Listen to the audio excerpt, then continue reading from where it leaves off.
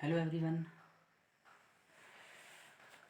अभी आपको जैसा कि मालूम है हमारा टॉपिक चल रहा है हाइट एंड डिस्टेंस का। ठीक है, जो लोग रेगुलर वीडियोस देख रहे हैं आई होप कि आपको पूरा समझ अच्छे से आ रहा हो। ठीक है, तो आप ऐसे ही वीडियो देखते जाइए तो आपको पूरा कंफर्म अच्छे से समझ आएगा और पूरे क्वेश्चन आपको बनेंगे। ठीक है, तो अभी हम जो टॉपिक देख रहे हैं ऊंचाई और दूरी।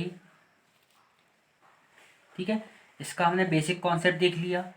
ठीक है, हमने छोटे छोटे ट्राइंगल बना के देखा कि एक 90 का हो रहा है, एक 30 का, एक 60 का, फिर एक 90 का, एक 60 का, एक 30 का, और फिर एक 90, 45, 45। ठीक है, ये सब तो होगा नॉर्मल क्वेश्चंस। क्लियर। अब हम देखते हैं एंगल चेंज होने वाला। ठीक है, तो when angle changes from 30 degree to 60 degree. ठीक है, जब कोण 30 से 60 हो डिग्री। क्लियर है, ये है हमारा, कह सकते हैं हम एक टॉपिक का नाम कि 30 डिग्री से 60 डिग्री तक एंगल चेंज हो रहा है तो क्या फ़र्क पड़ेगा। ठीक है, हम देखते हैं। सबसे पहले हम क्या मानेंगे, हम मान लेते हैं कि यहाँ पे कोई एक क्या है, एक सूर्य है।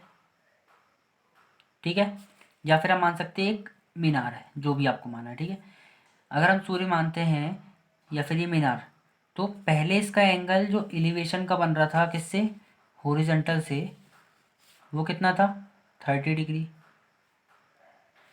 थोड़ा आगे जाने के बाद मतलब एक्स डिस्टेंस चलने के बाद कितना हो गया एंगल, 60 हो गया।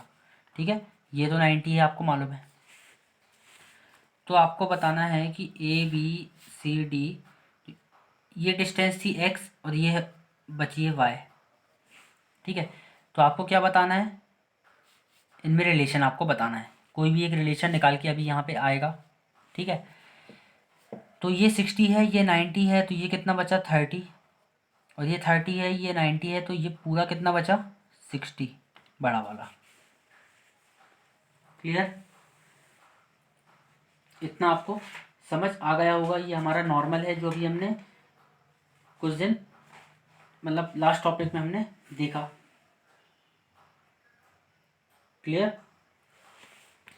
अब यहाँ पे आपको देखने वाली बात क्या है, अगर मैं triangle A D B, A D B triangle की बात करूँ मैं, तो 30 के सामने वाला होता है एक, तो एक की वैल्यू कितनी बोल दिया है यहाँ, वाई। क्लियर, तो 60 के सामने वाला क्या होता है, √3, तो √3 की वैल्यू कितनी हो गई आपकी यहाँ, ए बी।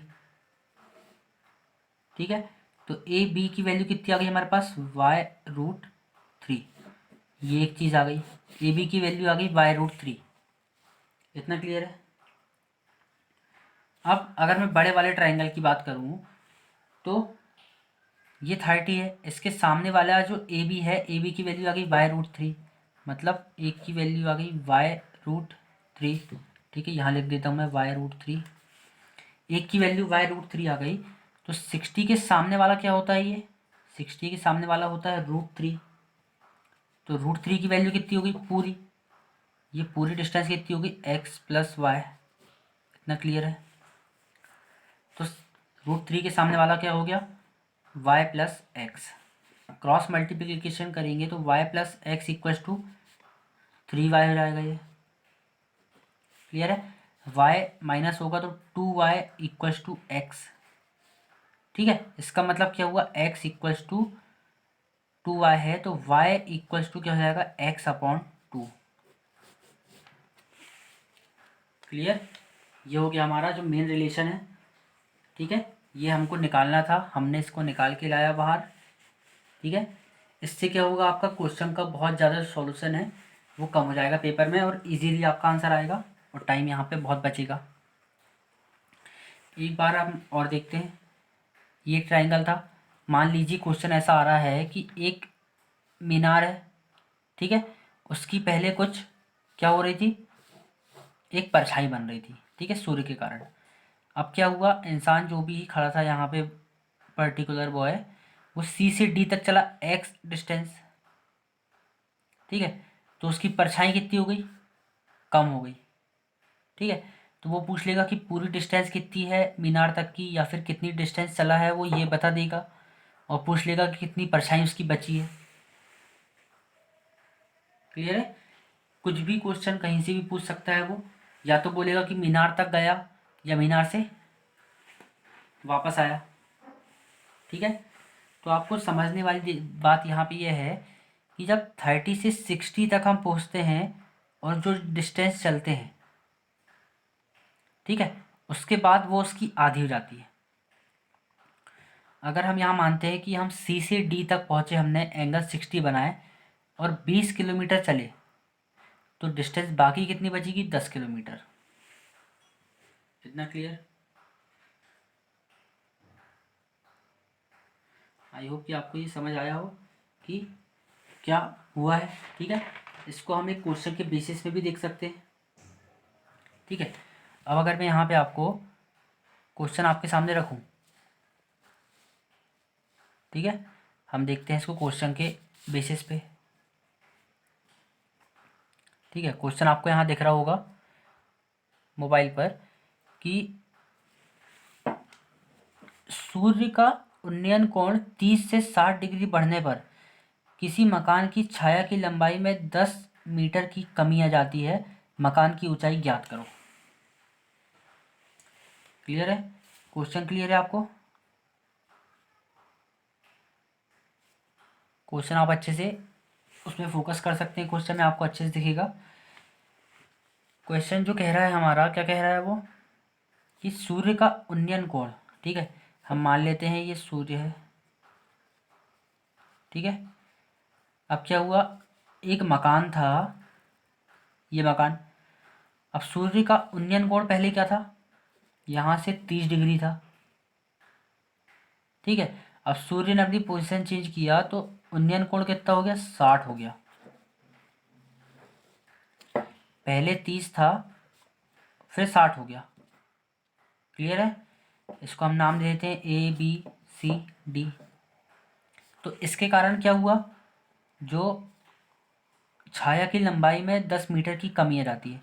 ये पहले एक छाया थी, मतलब ये ए बी क्या है हमारे पास, मीनार, मकान, इसकी छाया बी सी थी, तो 10 मीटर कम हो गई, मतलब इतना कम हो गया है। अब छाया उसकी जो है परछाई इतनी बची सिर्फ, ठीक है, मतलब ये हो गया 10 मीटर।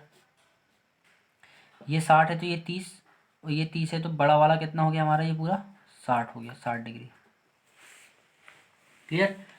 अभी हमने यहाँ पे एक सॉल्यूशन निकाला कि 30 से 60 होने पे क्या होता है, डिस्टेंस जो है वो आधी हो जाती है बाद वाली। अगर ये 10 मीटर है तो ये कितनी बचेगी, 5, ठीक है। y equals to x by two, ये x है और ये y है, तो y equals to x by two, ठीक है, ये x है, ये y है, ठीक है।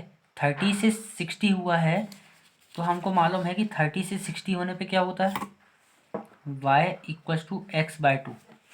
एंगल डबल हुआ है लेकिन लेंथ आधी हो जाती है, तो y इक्वल्स टू 10/2, मतलब y इक्वल्स टू 5 मीटर हो गया, ठीक है। ये आ गया क्या, 5 मीटर। क्लियर? अब यहाँ से एक और चीज़ आपको क्लियर हो गई होगी कि हमारे पास क्या आ गया, 30 के सामने वाली वैल्यू आ गई 5 मीटर। अब अगर इस छोटे वाले ट्राइंगल की बात मैं करूँ तो क्या बोल रहा है इसमें, ये 5 मीटर है, हमको निकालना है क्या पे, यहाँ पे मकान की ऊंचाई ज्ञात करना है हमको। ये मकान है, इसकी ऊंचाई जो है वो हमको ज्ञात करना है। तो √3 मतलब 30 की वैल्यू जो है कितनी है,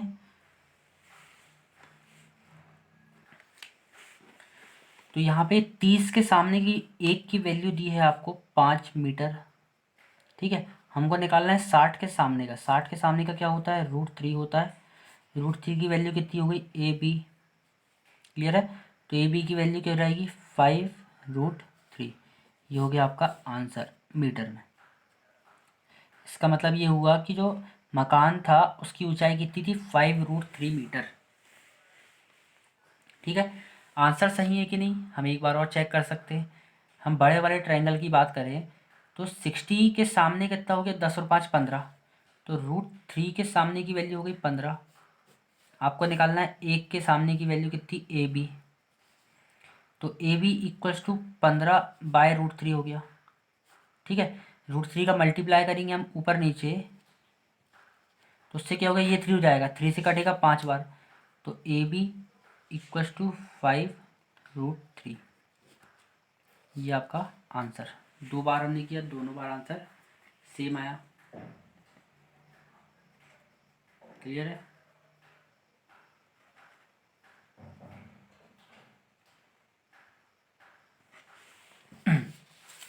हमने यहाँ पे देखा कि जब एंगल 30 से 60 डिग्री चेंज होता है तो क्या डिफरेंस आता है सब में।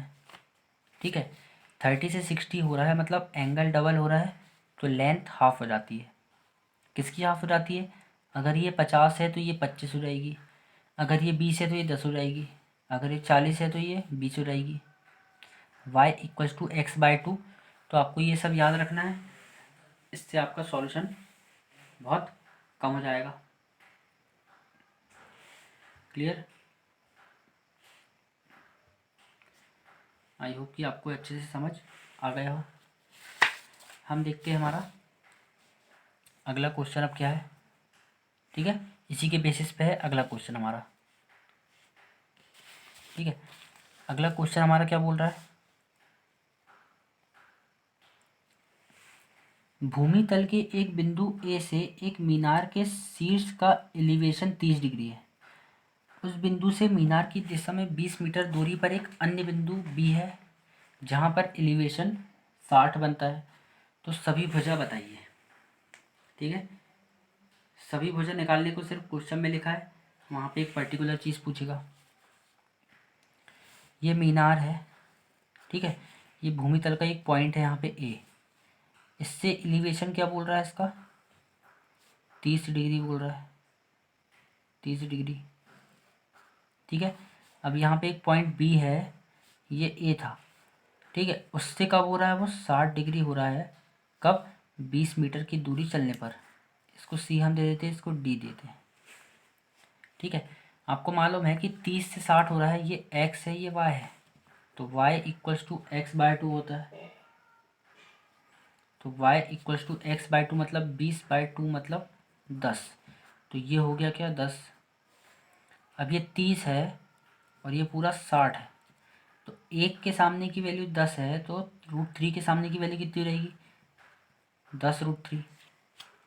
ठीक है, तो डी सी हमारे पास क्या हो गया 10√3 हो गया। समझ आ गया अपना। अब क्या बचा हमारे पास, अब अगर मैं बात करूँ यहाँ पे कि ये 30 के सामने का मतलब एक की वैल्यू 10√3 है, तो ये दो की वैल्यू कितनी हो गई ए डी हो गया हमारे पास 20√3, ये हो गया 20√3। ठीक है, ये सब आ गया। अब छोटे वाले ट्रायंगल की अगर मैं बात करूँ तो इसमें क्या है 30 के सामने का 10 है, तो दो कितना हो जाएगा ये 20 हो गया। क्लियर है?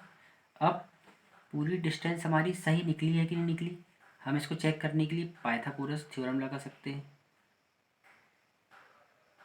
ठीक है, छोटे वाले में अगर हम लगाएंगे in triangle B C D, ठीक है, 400 बराबर 40√3 का होल स्क्वायर प्लस 10 का स्क्वायर 100, तो ये कितना हो गया 100 गुणित 3 धन 100। ठीक है, तो ये कितना हो जाएगा पाइथागोरस थ्योरम लगाएंगे 300 ये 400। ठीक है, ये प्रूव हो गया। बड़े वाले ट्राइंगल में अगर हम लगाना चाहें in triangle A C D 20√3 का होल स्क्वायर इक्वल्स टू 20 और 10 30 का स्क्वायर मतलब 900 धन 100 मतलब 100 गुणित 3 300। ठीक है, ये कितना हो गया 9 3 1200। अगर यहाँ पे मैं करूँ तो 400 × 3, तो ये कितना हो गया 1200। ये दोनों आ गया सेम हमारे पास। ठीक है, इसका मतलब हमारा पूरा जो निकला है सब इक्वल है, सही है, राइट। ठीक है, तो आपको ये याद रखना है हमेशा कि जब एंगल चेंज होता है हमारा कब 30 से 60, तो जो लेंथ है वो हो जाती है आधी। बाकी आपको निकालते आता है कि 60 के सामने वाला √3 होता है, 30 के सामने वाला होता है 1। क्लियर? आई होप कि आपको पूरा समझ आया हो। तो जो नए हैं चैनल को सब्सक्राइब करें, लाइक करें, शेयर करें, अपने फ्रेंड्स से शेयर कीजिए जिनको इससे हेल्प मिल सकती है, जो लोग तैयारी कर रहे हैं कॉम्पिटिटिव एग्ज़ाम्स की। ठीक है, ओके, थैंक यू।